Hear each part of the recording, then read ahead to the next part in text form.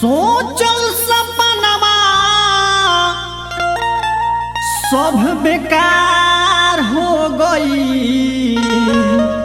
हमार सोचल सपनवा सब बेकार हो गई। अपने तन के जामल बेटा पटीदार हो गई।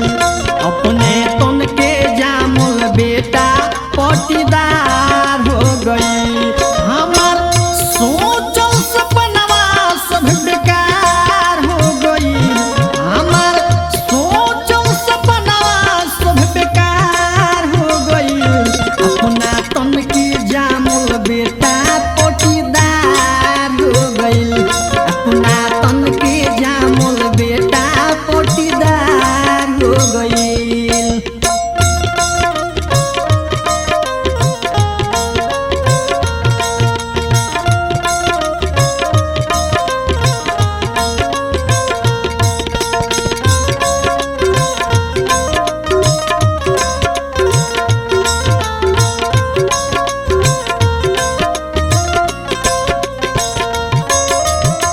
अपन पेट काटी काटी बेटा के खियवनी।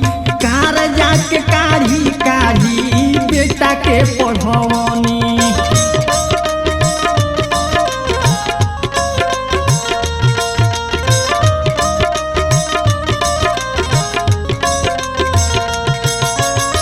अपन पेट काटी काटी बेटा के खियवनी।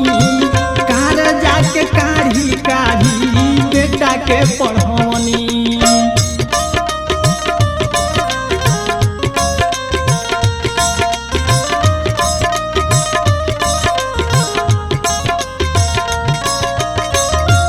पहिले बुर्बक रहे अब ता होशियार हो गई। पहिले बुर्बक रहे अब ता होशियार हो गई। अपना तन के जामल बेटा पटीदार हो गई। अपना तन के जामल बेटा पटीदार हो गई।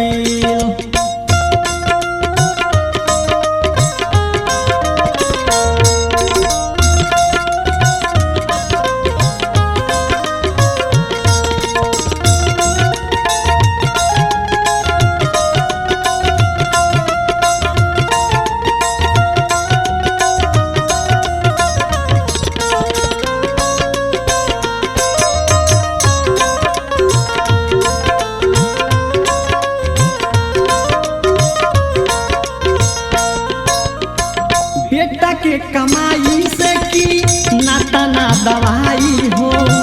जहिया से आइल बारी मंडल के लुगाई हो।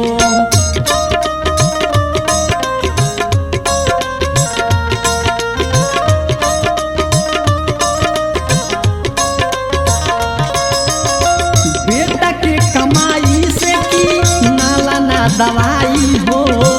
जहिया से आइल बारी मंडल के लुगाई हो।